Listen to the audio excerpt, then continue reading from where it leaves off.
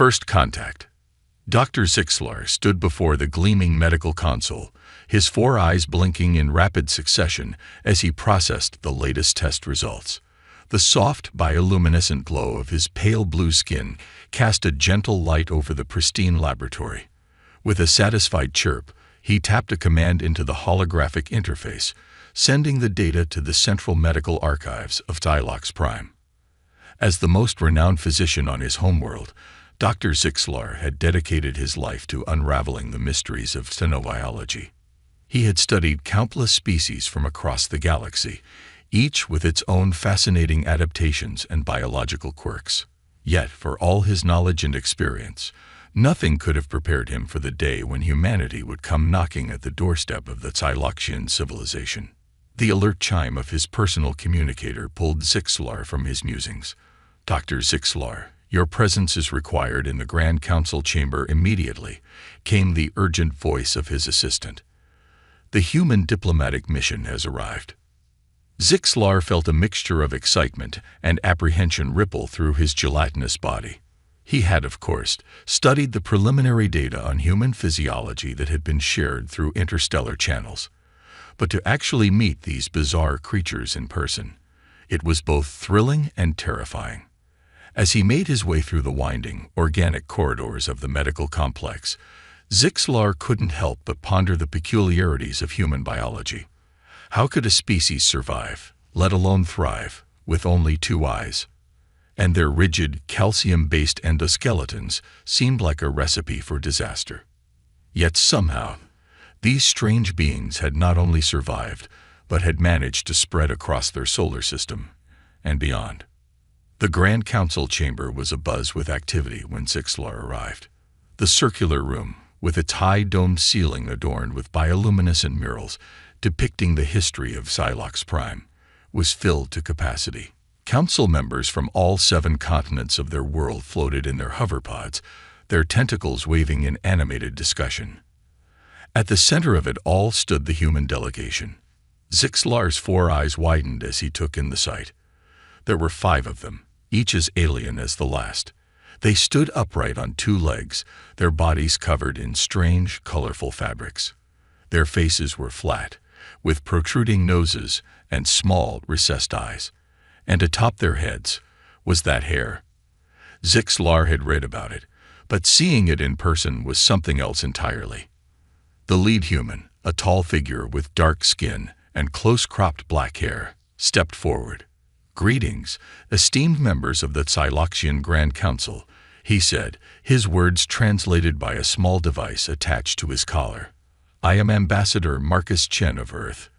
We come in peace and friendship, seeking to establish diplomatic relations between our worlds." The Grand Counselor, a venerable Thyloxian with deep purple skin, extended a welcoming tentacle. "We are honored by your presence, Ambassador Chen. Thylox Prime welcomes you and your delegation with open." The counselor's words were cut short by a sudden commotion.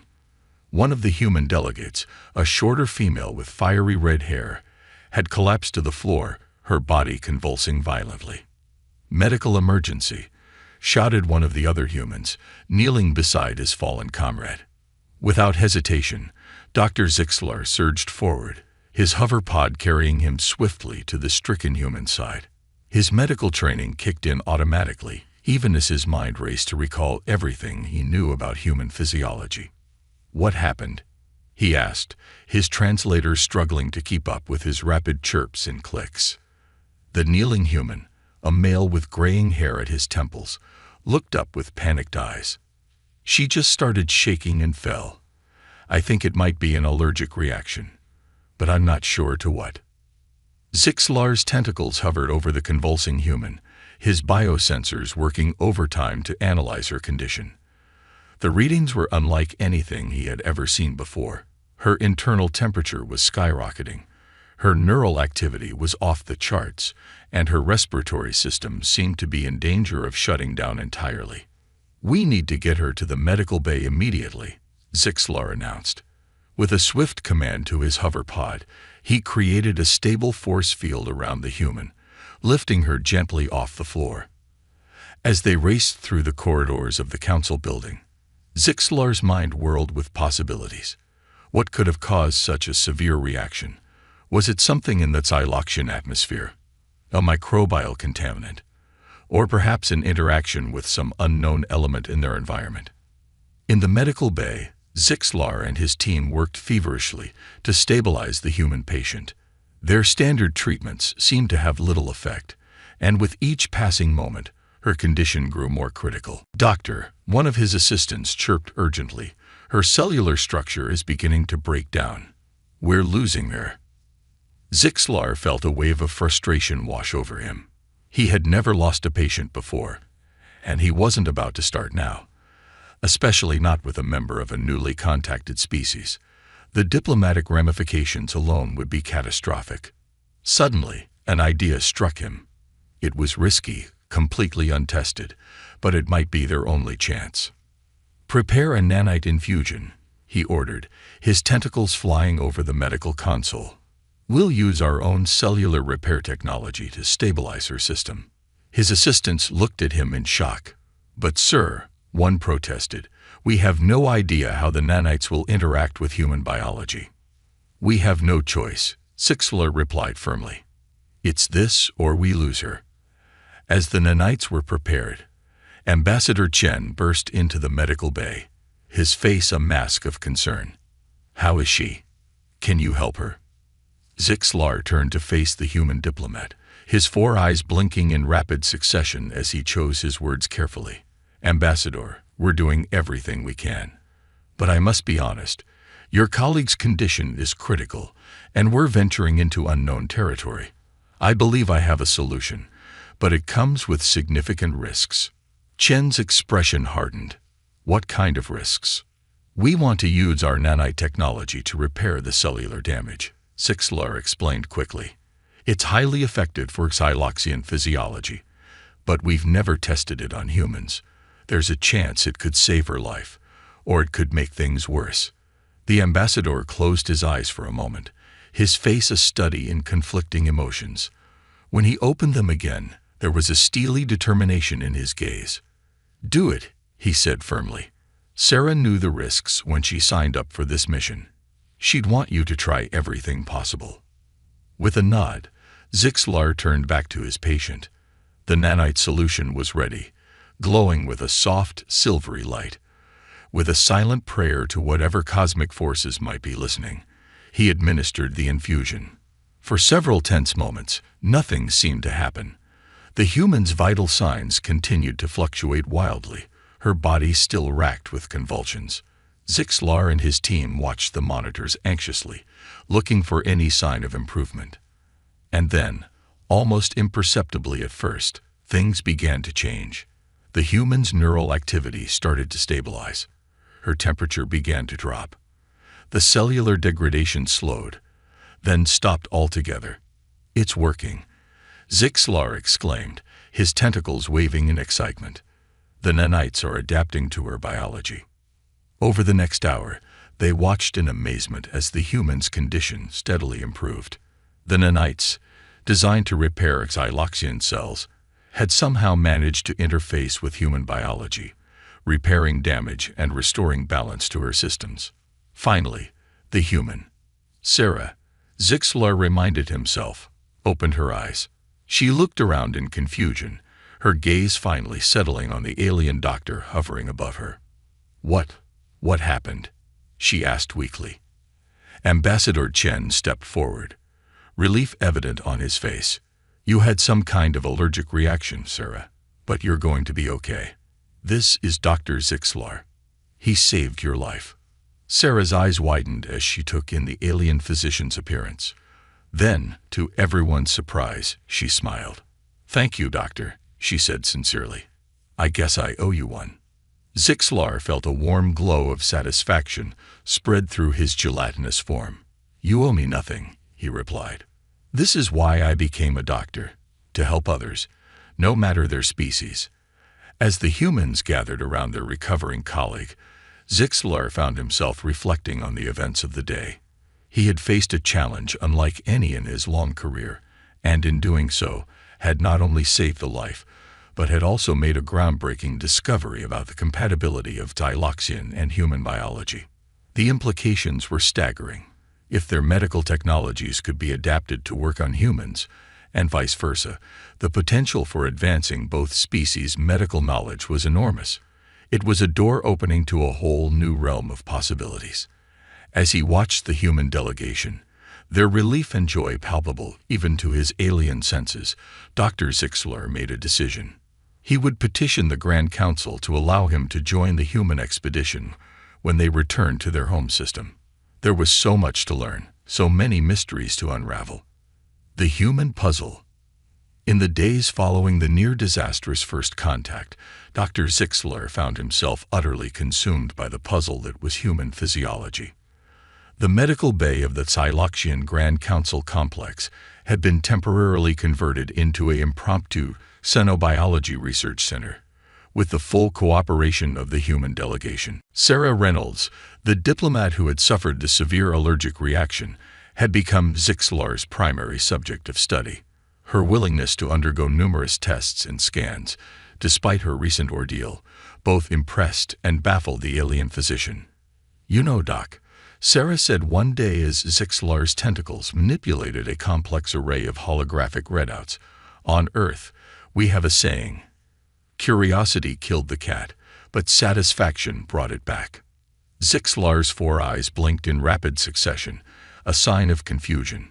"I'm afraid I don't understand the reference, Sarah. What is a cat, and how does its death relate to curiosity?" Sarah laughed, a sound that still startled Zixler with its strangeness. "It's just an expression. It means that being too curious can sometimes get you into trouble, but the knowledge you gain might be worth it." The alien doctor considered this for a moment. An intriguing concept. "Though I must say, the more I learn about humans, the more questions I have. Your species seems to be a walking contradiction." "How so?" Sarah asked, genuinely curious. Zixler's tentacles waved in an approximation of a human shrug. "Well, take your skeletal structure, for instance. It provides excellent support and protection, but it's also surprisingly fragile. A fall from a relatively short height can cause significant damage, and yet you've managed to not only survive but thrive on a planet with such high gravity." He paused, manipulating the holographic display to show a detailed scan of Sarah's cardiovascular system. "Then there's your circulatory system. It's remarkably efficient, but also vulnerable to blockages and ruptures. The fact that your species hasn't succumbed to widespread cardiovascular failure is, quite frankly, astonishing." Sarah nodded, a wry smile on her face. "We're tougher than we look, Doc. Humans have a knack for surviving against the odds." This was a sentiment Zixler had heard repeated often over the past few days, not just from Sarah, but from the other members of the human delegation as well. It was a trait that both fascinated and perplexed him. As he continued his examination, Zixler's thoughts drifted to the medical history data the humans had shared. The sheer variety of environments humans had adapted to on their home planet was staggering. From scorching deserts to frozen tundras, from oxygen-rich lowlands to the thin air of high mountains, humans had found ways to survive and thrive. But what truly captured Zixler's imagination was the history of human medical advancements, the progression from crude, invasive surgeries to sophisticated, minimally invasive procedures. From trial and error pharmaceuticals to precisely targeted gene therapies. From superstition-based treatments to evidence-based medicine, it was a testament to human ingenuity and determination. "Sarah," Zixler said, his voice filled with a mix of awe and confusion, "I've been studying the medical history your people provided.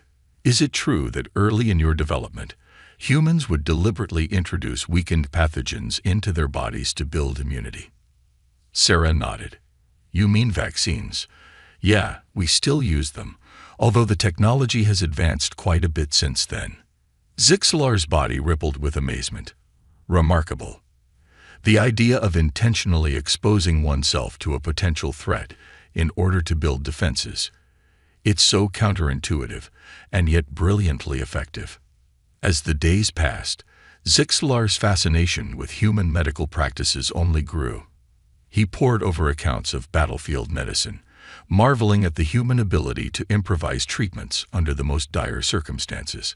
He studied the development of prosthetics, artificial organs, and neural interfaces, each advancement pushing the boundaries of what was possible.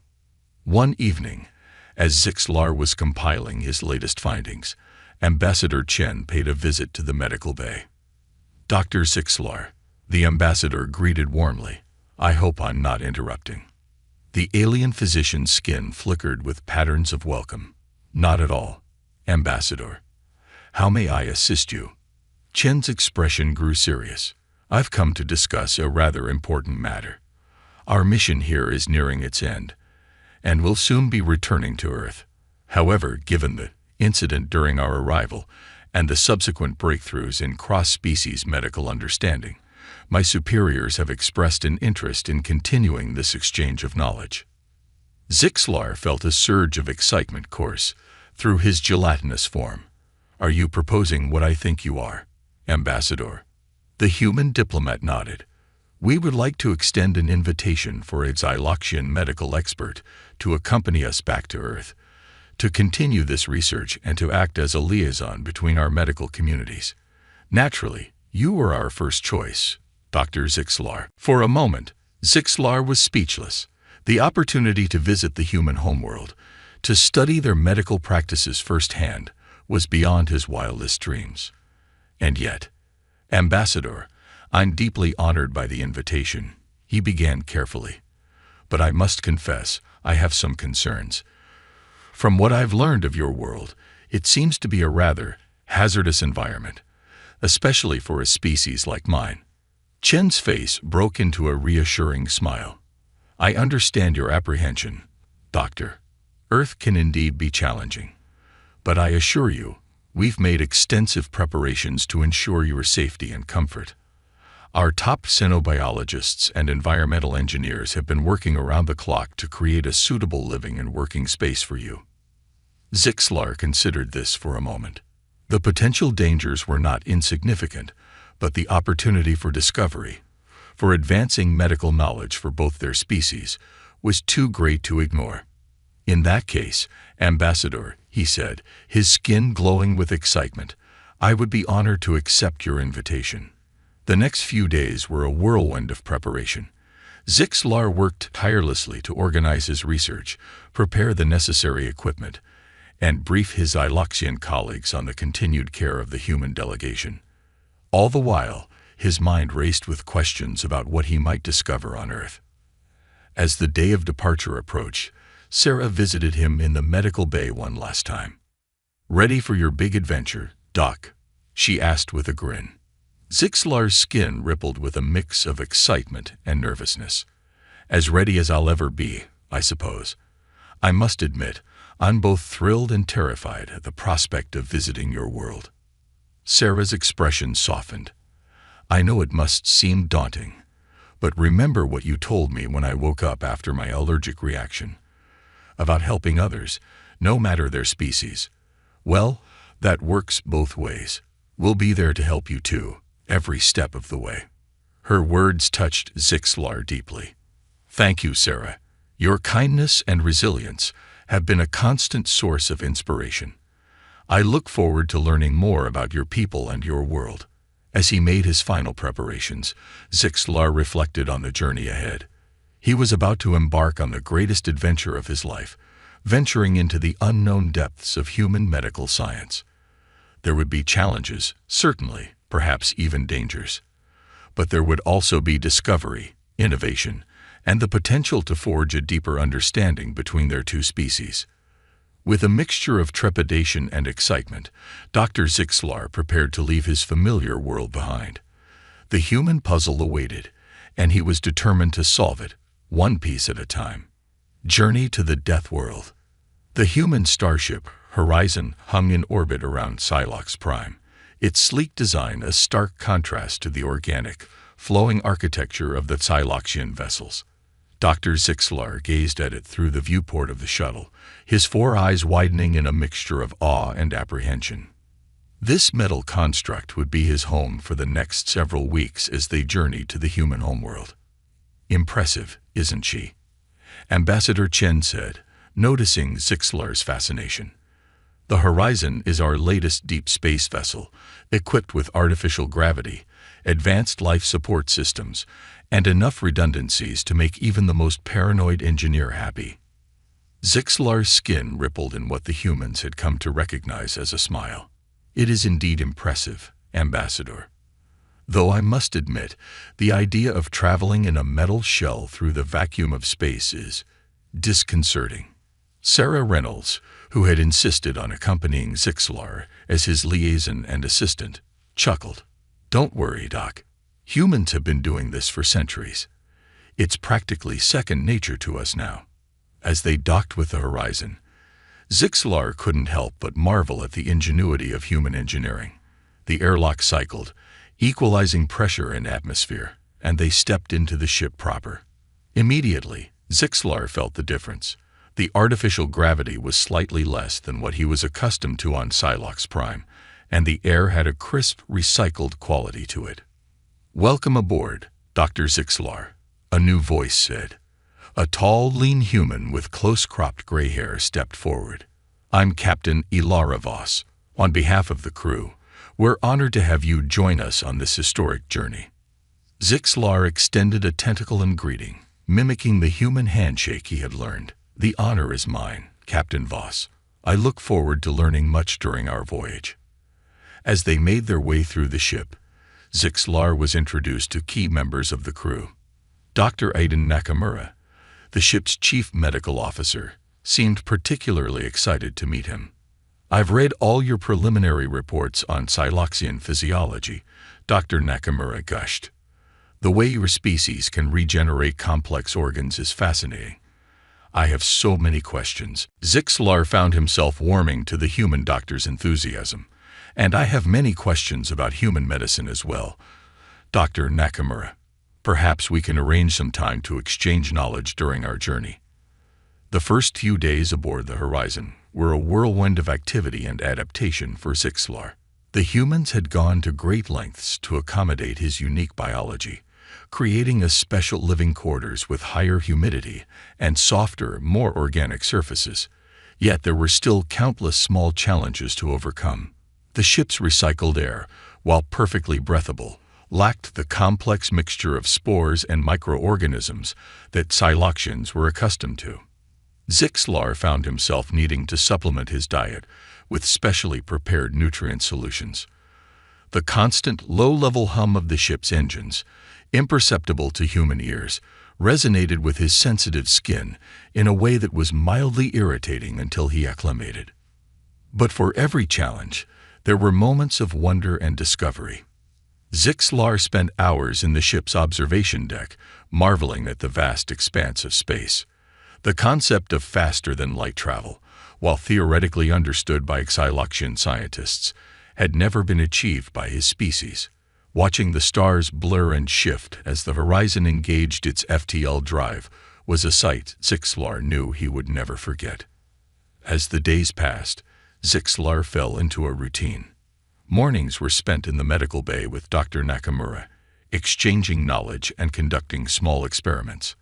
Afternoons often found him in deep discussion with various crew members, learning about human culture, history, and technology.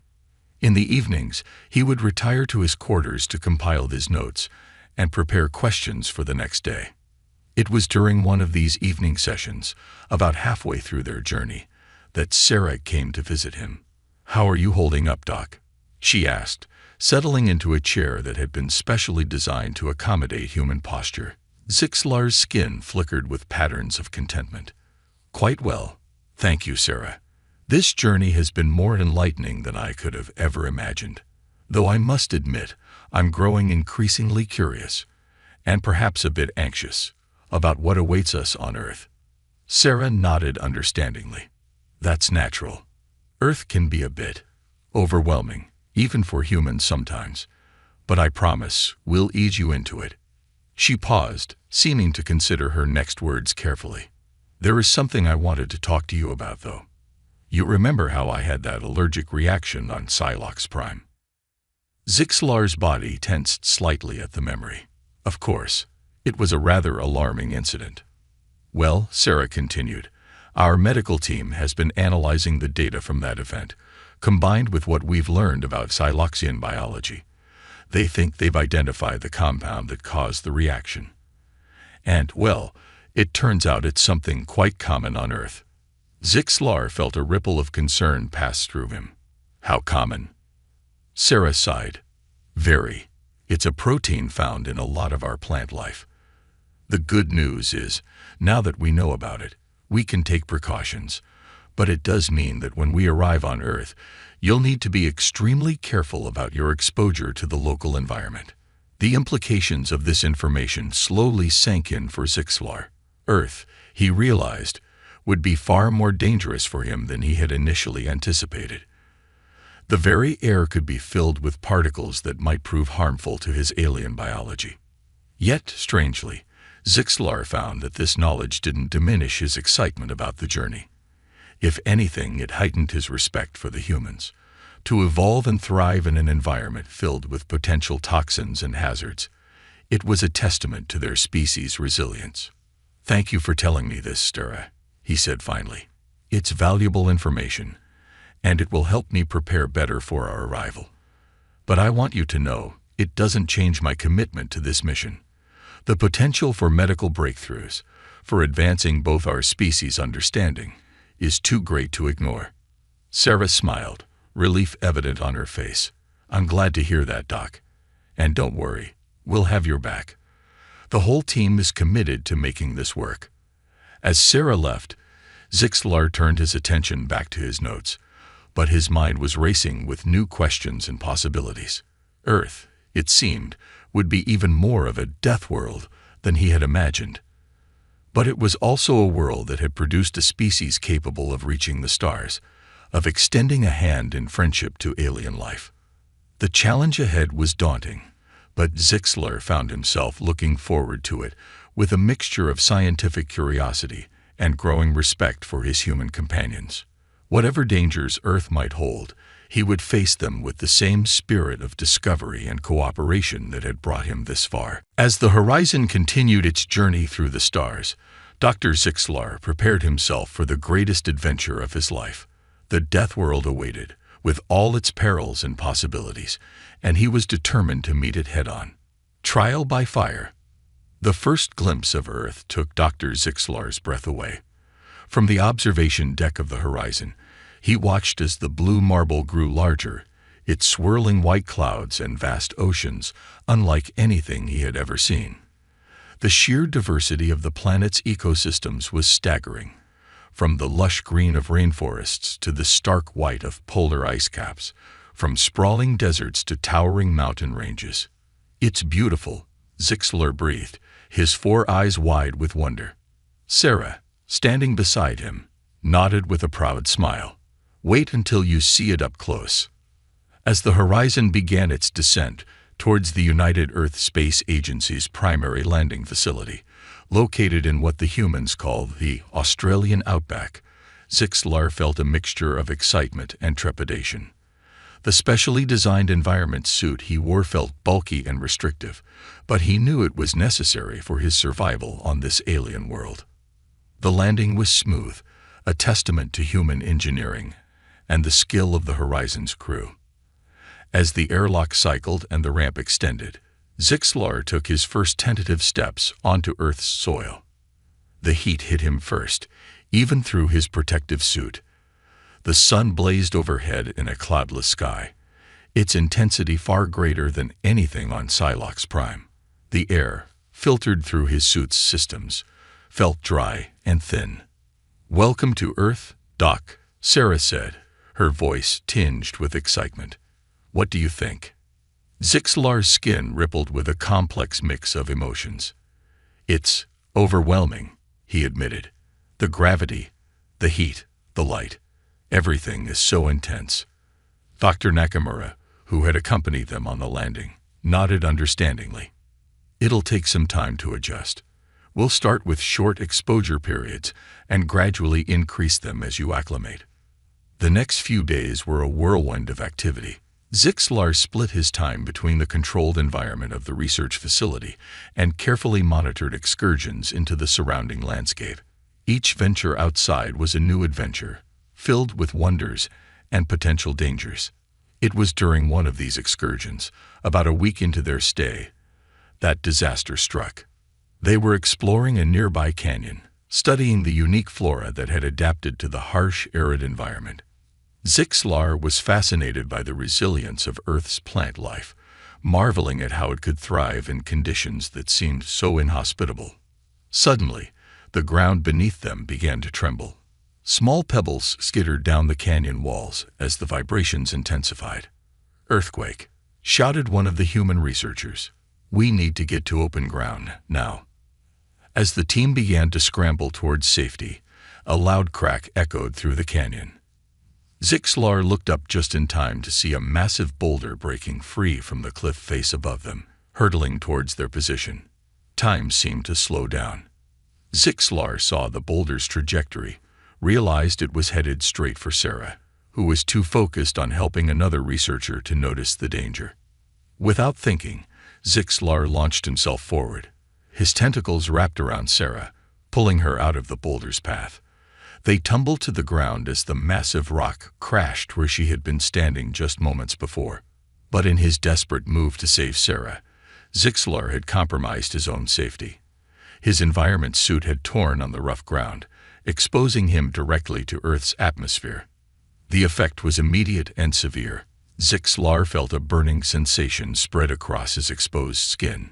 His respiratory system, suddenly flooded with unfamiliar particles, began to spasm. His vision blurred as his eyes struggled to adjust to the unfiltered sunlight. "Zixlar." Sarah's panicked voice seemed to come from very far away. "Oh God, his suit's been breached. We need emergency evac now." The world spun around Zixlar as he fought to remain conscious. He was vaguely aware of being lifted, of urgent voices shouting medical jargon he couldn't quite follow. The last thing he saw before darkness claimed him was Sarah's face, etched with worry and gratitude. When Zixlar regained consciousness, he found himself in the sterile environment of the research facility's medical bay. The familiar face of Dr. Nakamura swam into view. "Welcome back, Dr. Zixlar," Nakamura said, relief evident in his voice. "You gave us quite a scare." Zixlar tried to speak, but his voice came out as a weak rasp. Nakamura quickly provided him with a nutrient solution, which helped soothe his irritated tissues. "What happened?" Zixlar managed to ask. "You saved Sarah's life," Nakamura explained. "But in doing so, you were exposed to our atmosphere. The combination of our air composition, bacteria, and solar radiation, well, it was pretty rough on your system." As Zixlar's strength slowly returned, he learned the full extent of what had transpired.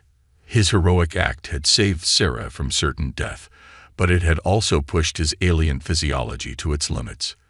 The medical team had worked tirelessly to stabilize him, using a combination of Tyloxian healing techniques and human medical technology. "Your cellular regeneration abilities are remarkable," Dr. Nakamura commented as he reviewed Zixlar's latest test results.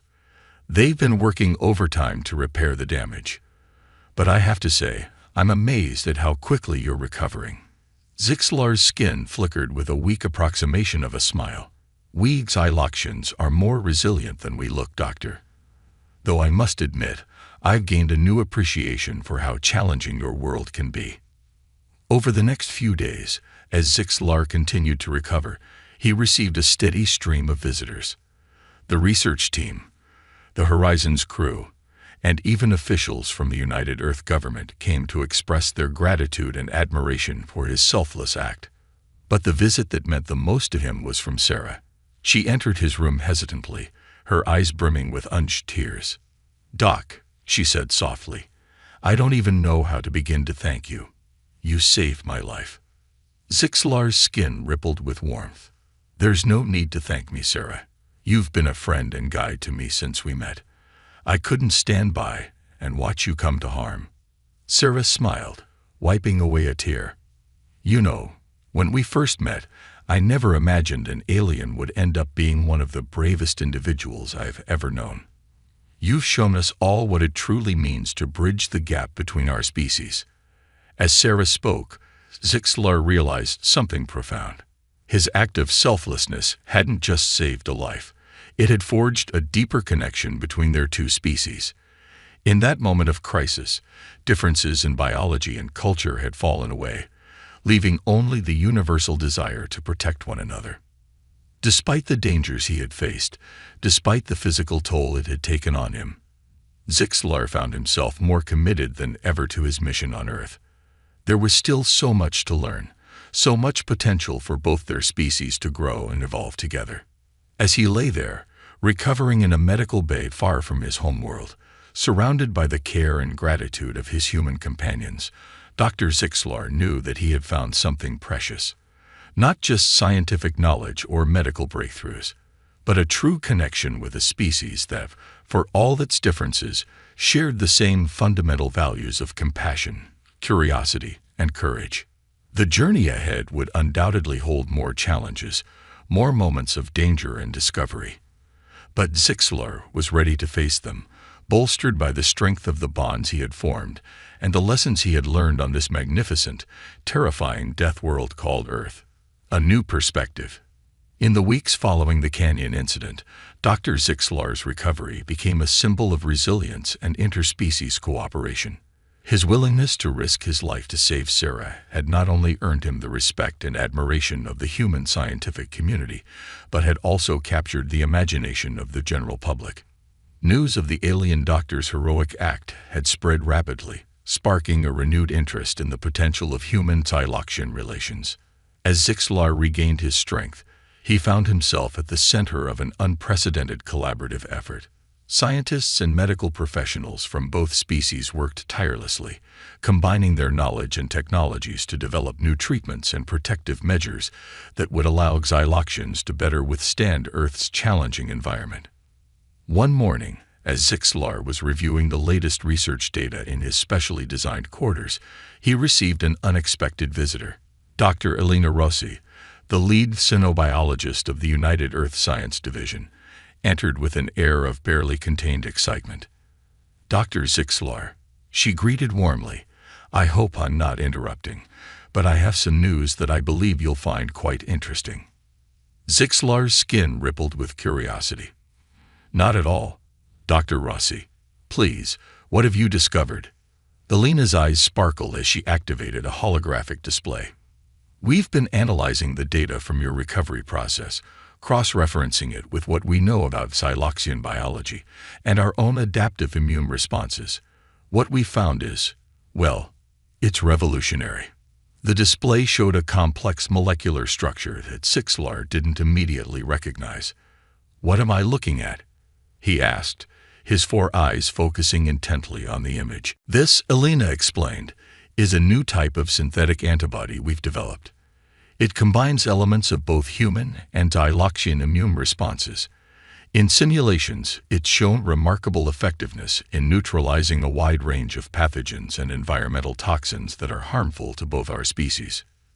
Zixlar's body pulsed with excitement as he grasped the implications.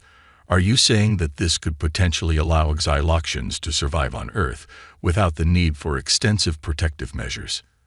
Elena nodded, her smile widening. "Not just survive, Dr. Zixlar. Thrive. And the applications go far beyond that. This could be the key to allowing both our species to explore and colonize worlds that were previously thought to be too hostile." As they delved deeper into the research, Zixlar felt a sense of awe at the potential of this discovery. It wasn't just a medical breakthrough. It was a gateway to a future where humans and Xyloxians could work side by side, exploring the cosmos and facing its challenges together. Over the next few days, Zixlar threw himself into the work with renewed vigor. He collaborated closely with the human medical team, offering insights into Xyloxian physiology that helped refine and improve the synthetic antibody. The process was not without its challenges. There were setbacks and moments of frustration, but the spirit of cooperation never wavered. It was during one of these intense research sessions that Sarah approached Zixlar with an unusual request. "Doc," she said, a hint of nervousness in her voice, "I know you're busy with all this groundbreaking stuff, but I was wondering if you'd be willing to do something a bit different." Zixlar's skin flickered with curiosity. "Of course, Sarah. What did you have in mind?" Sarah took a deep breath. "Well, there's a school not far from here. The kids have been learning about our mission and your visit to Earth. They're fascinated by you, and they've been asking if they could meet an actual alien. I thought maybe, if you're up for it, we could arrange a video call." For a moment, Zixlar was taken aback. The idea of interacting with human children, with their natural curiosity and openness, both excited and intimidated him. But as he considered the potential impact of such an encounter, he realized its importance. "I would be honored," he said finally, his skin glowing with warmth. The video call, held a few days later, turned out to be one of the most rewarding experiences of Zixlar's time on Earth. The children's questions ranged from the scientifically astute to the charmingly naive, covering everything from the intricacies of Xyloxian biology to whether he had a favorite Earth food yet. One young girl's question, in particular, stuck with Zixlar long after the call ended. "Dr. Zixlar," she had asked, her eyes wide with wonder, "what's the biggest difference between your world and ours?" Zixlar had paused, considering his answer carefully. "The biggest difference," he said finally, "is not in the air we breathe or the ground we walk on. It's in the challenges we face. Your world, to me, seemed impossibly dangerous at first. But I've learned that it's those very challenges that have shaped your species, made you adaptable and resilient in ways that continue to amaze me." As the weeks turned into months, the fruits of the joint human-Xyloxian research began to show promising results.